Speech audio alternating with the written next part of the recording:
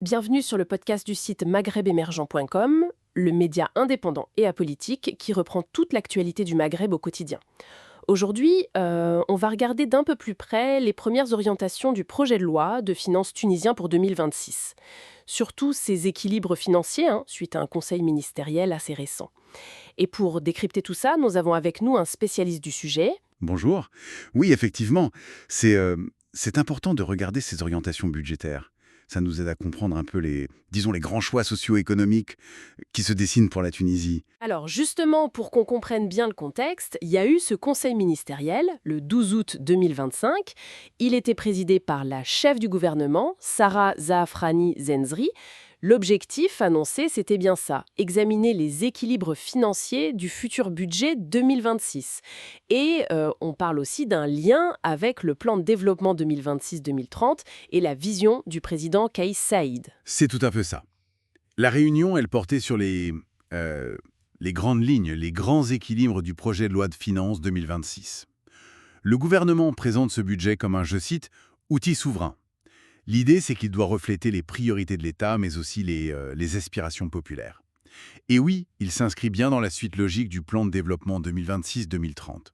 Un plan qui, il faut le noter, repose sur une approche qualifiée d'ascendante. Ah oui, ascendante, c'est-à-dire? Ça veut dire qu'on part du local, des besoins exprimés sur le terrain, pour ensuite construire les priorités au niveau national. C'est en phase avec la vision présidentielle en effet. D'accord, je vois. Partir de la base, donc.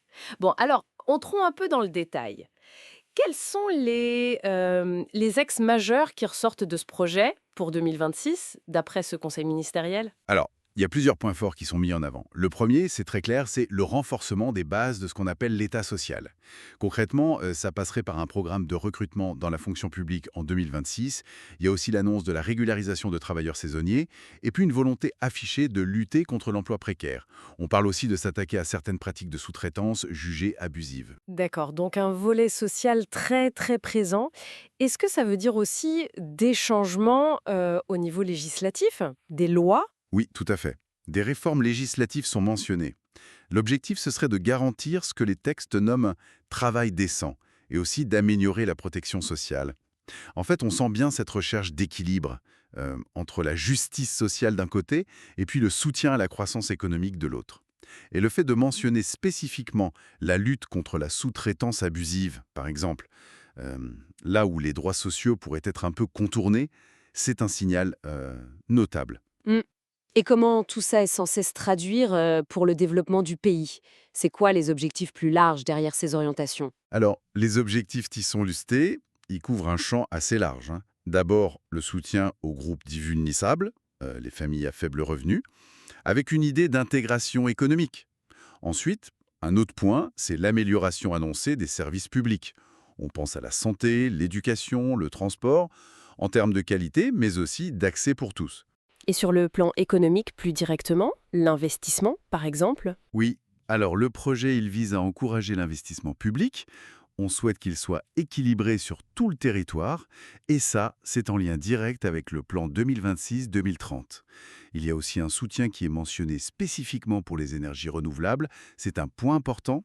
Et puis, deux autres ambitions qui ressortent, intégrer l'économie informelle dans le secteur formel et promouvoir un développement régional plus équitable. Ce qui est intéressant ici, c'est vraiment l'ampleur de ces ambitions. D'ailleurs, la chef du gouvernement, Madame Zafrani Zanzeri, elle a beaucoup insisté sur un point pendant ce conseil. C'est la nécessité de garantir la durabilité des équilibres financiers. Ah oui, la durabilité. Exactement. C'est présenté comme la condition indispensable pour pouvoir mener tout ça de front. Le rôle social de l'État, le soutien à l'économie et répondre aux attentes sociales. D'accord.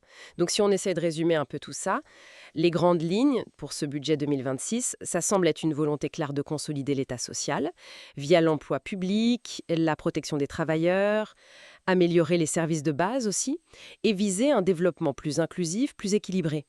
Le tout, et c'est là que ça devient délicat, en essayant de maintenir la stabilité des finances publiques. C'est ça le nœud du problème. C'est une excellente synthèse. Le défi principal, celui qui a été souligné, c'est bien celui-là. Comment tenir cet équilibre assez fin entre des engagements sociaux qui sont forts et puis les contraintes économiques et financières, tout en restant cohérent avec la vision 2026-2030. Du coup, ça nous laisse avec une interrogation majeure pour les mois qui viennent, hein. Comment, très concrètement, ces objectifs ambitieux vont-ils être financés? Comment vont-ils être mis en œuvre sans compromettre cet équilibre financier qu'on recherche? C'est sans doute là que va se jouer une bonne partie du débat budgétaire à venir. Merci pour votre écoute et retrouvez plus d'actualités sur maghrebemergent.com.